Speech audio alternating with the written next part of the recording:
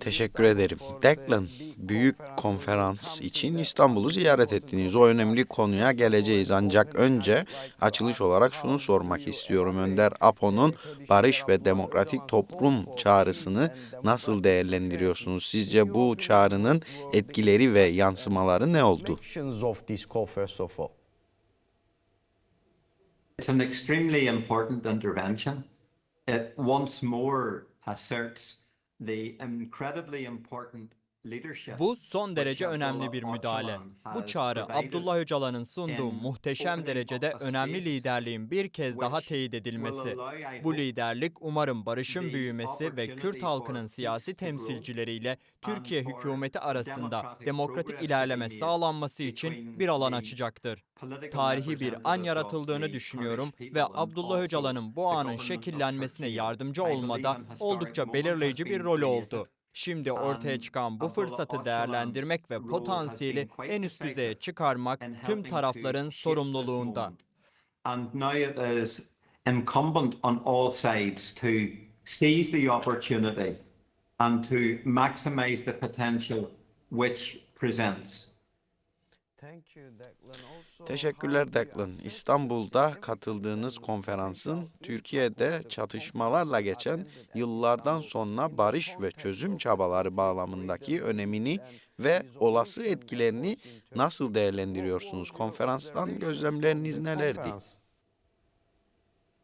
Firstly, it was an international conference, and it brought representatives from political organizations and civic societies from both the global north and the global south. The particular session in which I participated. Öncelikle bu uluslararası bir konferanstı ve hem küresel kuzeyden hem de küresel güneyden siyasi örgütlerin ve sivil toplumun temsilcilerini bir araya getirdi. Benim katıldığım oturum İrlanda barış süreci, Güney Afrika özgürlük mücadelesi, Katalonya ve Bask bölgesindeki çatışma çözümü süreçlerinden elde edilen deneyimlere dayanıyordu. Situations are ever directly the same, and no two peace processes ever parallel. Hiçbir durumun birebir aynı olmadığı ve hiçbir barış sürecinin birbirine paralel ilerlemediği doğru. Ancak uluslararası deneyimlerden yararlanmak, başka yerlerde işe yarayan en iyi yöntemlerden öğrenmek ve bunların kendi durumunuza uygulanabilir olup olmadığını değerlendirmek son derece önemli. And which may well be transferable to your own situation as the leaders of the Kurdish people attempt to develop a process of engagement and dialogue with the government of Turkey. Bu Kürt halkının liderlerinin Türkiye hükümetiyle bir diyalog ve müzakere süreci geliştirme çabaları açısından da geçerli. Konuşmamda bir yandan İrlanda barış sürecinin nasıl çok uzun bir zaman boyunca adım adım geliştirdiğimizi anlattım. 1998'de bir barış anlaşmasına ulaştığımızda 27 yıl önce geçen bir süreçti. 27 yıl sonra Hayırlı Cuma Anlaşması hala tam olarak uygulanmış değil. Ancak geri döndürülemez çok sağlam bir barış modeli ortaya koymuştur. Implemented in full. But it is a model of peace building and conflict resolution which is now irreversible. It's very robust. Bu model İrlanda halkı için ulusal kendi kaderini tayin hakkına ulaşma konusunda yeni fırsatlar açıyor. Sinn Féin olarak İrlanda'nın en büyük partisi olarak 10 yıl içinde kendi kaderini tayin referandumunu halkımıza kazandırmayı siyasi bir hedef olarak belirledik. The Sinn Féin party, the largest party in Ireland, the political objective of achieving for our people unity referenda on self-determination before the end of this decade. Umarım İstanbul Konferansı'na benim katkılarım ve diğer konuşmacıların paylaştığı deneyimler Kürdistan ve Türkiye'deki durum için uygulanabilir bazı perspektifler sağlar.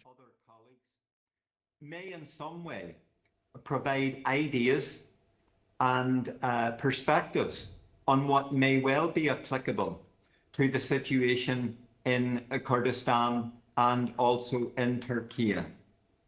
Thank you, Declan. As you Teşekkürler Declan. İrlanda'dan ve Sinn Féin'in mücadelesinden de bahsettiniz ama çok kısaca bize İrlanda'nın ve Sinn Féin'in mücadelesinin kısa bir tarihini de anlatabilir misiniz? Bunun uzun bir cevap gerektirdiğini biliyorum ama mümkün olduğunca kısaca lütfen. speech about this, but very shortly, very briefly. That is a big question to try and answer in a short time. Evet, bu kısa sürede cevaplanması zor bir soru. Ancak İrlanda'nın bağlamı şu: yüzyıllar boyunca Britanya tarafından sömürgeleştirildik ve 100 yıl önce İrlanda'nın bölünmesiyle birlikte kuzeydeki 6 il, güneydeki 26 ilden ayrıldı. Bu bölünme İrlanda'nın kuzeyinde sürekli siyasi istikrarsızlığa ve yerinden eden çatışmalara neden oldu. Vatandaşlar ve direnişçiler süregelen Britanya sömürge varlığına karşı mücadele etti. Citizens and insurgents have fought back against the ongoing British colonial presence. And that led Bu da 1969'dan 1998'deki barış anlaşmasına kadar devam eden uzun bir silahlı mücadeleye yol açtı. achievement of our peace settlement in 1998. And the primary insurgent Başlıca direniş gücü olan İRA, barış anlaşmasından 7 yıl sonra silahlı kampanyasını resmen sona erdirdi. Yani son 20 yıldır kuzeyde çok güçlü ve kalıcı bir barış For var. the last 20 years, there has been very solid and enduring peace here in the north of Ireland. And it's not without challenges and difficulties. Elbette zorluklar yok değil. Bu geçiş sürecinde Sinn Féin kitlesel bir parti haline geldi. Şu anda İrlanda'nın kuzeyinde de güneyinde de halkın çoğunluğunu temsil ediyor. Representing the majority of citizens across the island of Ireland, both in the northern state and in the southern state. Hayırlı Cuma Anlaşması'yla kuzeyde bölgeler arası güç paylaşımı hukuken güvence altına alındı. Artık hiçbir parti diğerini baskı altına alamaz veya eskiden olduğu gibi ayrımcılık yapamaz. Single party could ever again dominate and subjugate others to the type of apartheid and discrimination and injustice which previously existed. Bu And this çok is a very olumlu bir gelişme. Aynı zamanda toplumda demokratik değişimi ve dönüşümü yönetmemizi sağlayan çerçeve. Kuzeyde bir güç paylaşımı koalisyonu bulunmakta ve Sinn Féin bu koalisyona liderlik power etmekte. sharing coalition exists in the north of Ireland, and Sinn Féin leads that power sharing coalition. And in the southern Irish state, which has its independence, Güneydeki bağımsız ve egemen İrlanda devletinde ise Sinn Féin parlamentodaki ana muhalefet durumunda. parliamentary opposition in Dublin. Declan, thank you so much. That's been Teşekkürler Declan. Geniş bir soruydu ve zaman istiyordu ama kısa sürede iyi özetlediniz. Sıradaki soru Kürtlerle ilgili aslında. Kürtler İrlanda halkının özgürlük mücadelesini her zaman örnek almıştır. Bu iki halkın mücadelesi arasındaki benzerlikler ve farklar nelerdir? Kısaca bunu da anlatabilir misiniz? very briefly as well. We have limited time. Sorry. The Kurdish people have been victims of imperialism and colonization. And to that extent, there is Kürt a very halkı da clear emperyalizmin ve similarity sömürgeleştirmenin mağduru olmuştur. Bu açıdan Kürtlerin deneyimiyle İrlanda halkının deneyimi arasında açık bir benzerlik var. Aynı şeyleri yaşadık. Kurdish and Irish people have both lived through sustained political conflict and warfare. Ayrıca hem Kürt hem de İrlanda halkı uzun süreli siyasi çatışma ve savaşlar yaşadı, silahlı mücadele ve devlet baskısı nedeniyle acı çekti. A deep desire to see the transformation of our societies, to see new political Bir diğer ortak nokta ise toplumlarımızın dönüşmesini, yeni siyasi düzenlemelerin yapılmasını ve çoğunluğun yararına olan ulusal demokrasinin sağlanmasını istememizdir. There are many divergences, there are many differences. But when you take a broad picture view of the experience of the Kurdish people and the Irish people, it is Bunlar benzerliklerdir. Elbette çok büyük farklar da var. Ancak genel olarak bakıldığında Kürtlerin ve İrlandalıların deneyimi baskı, sömürgeleştirme ve buna karşı umut ve dönüşüm vizyonudur.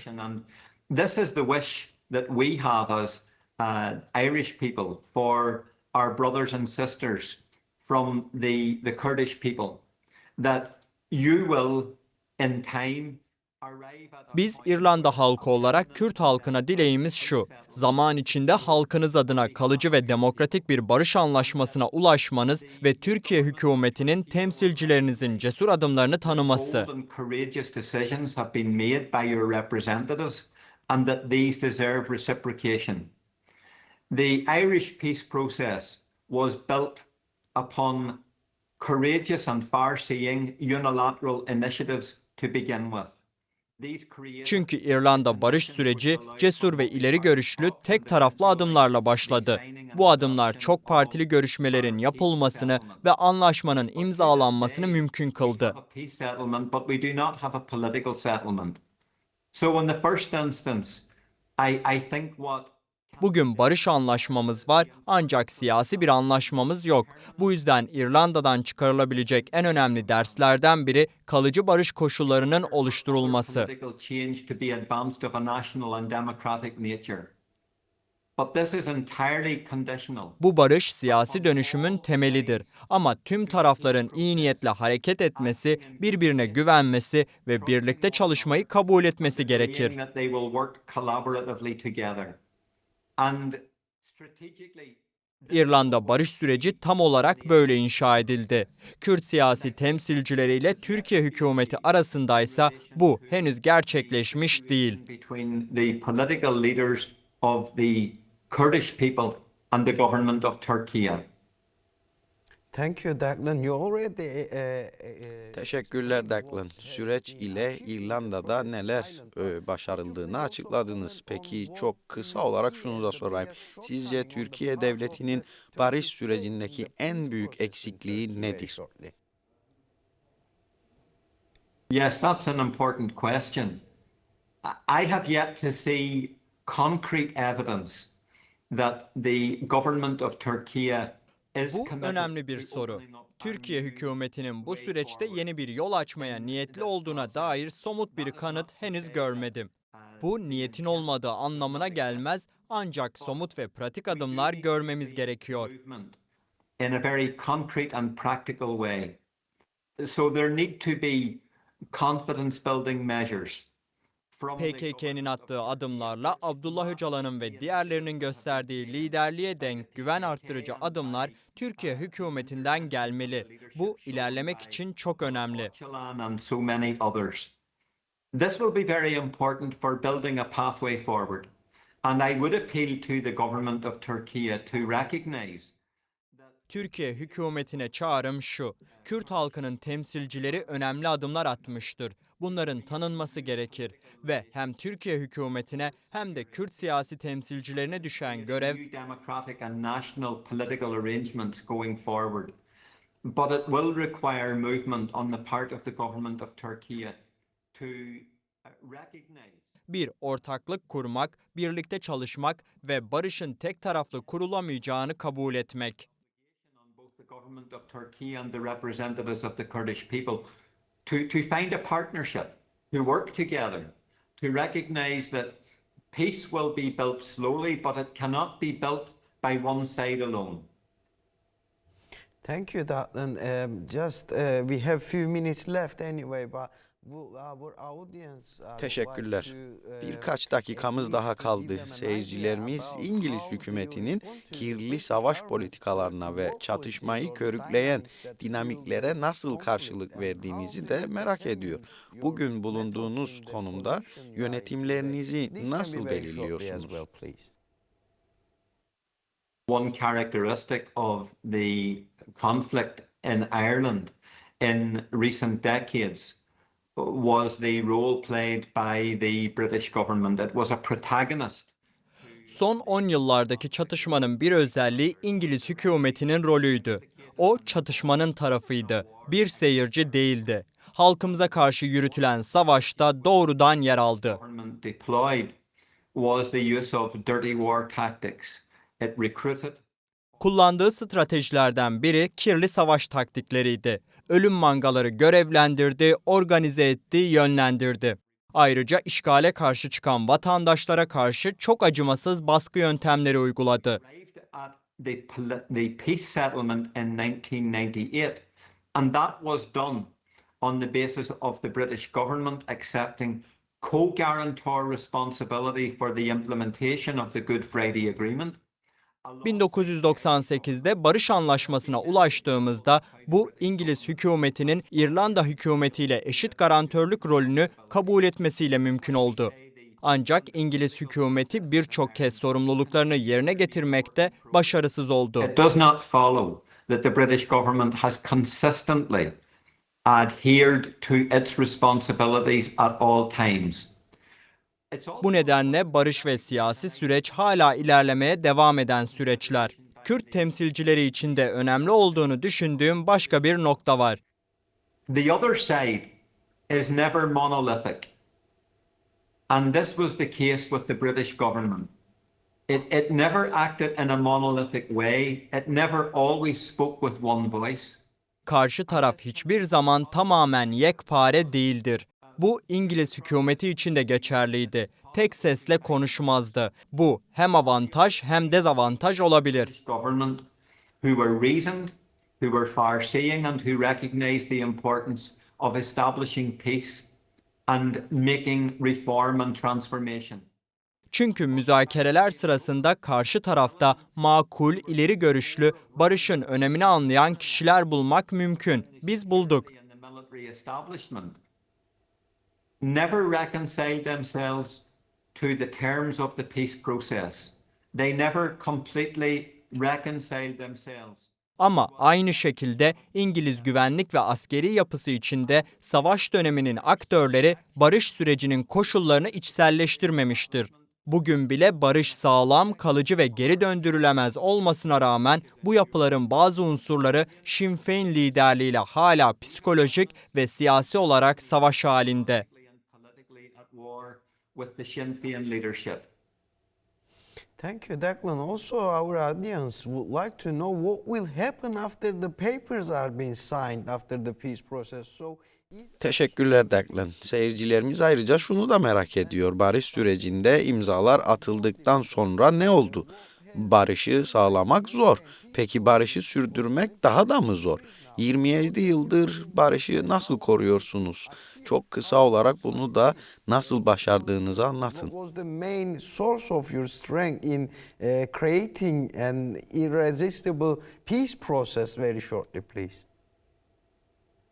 There have been many setbacks and many challenges.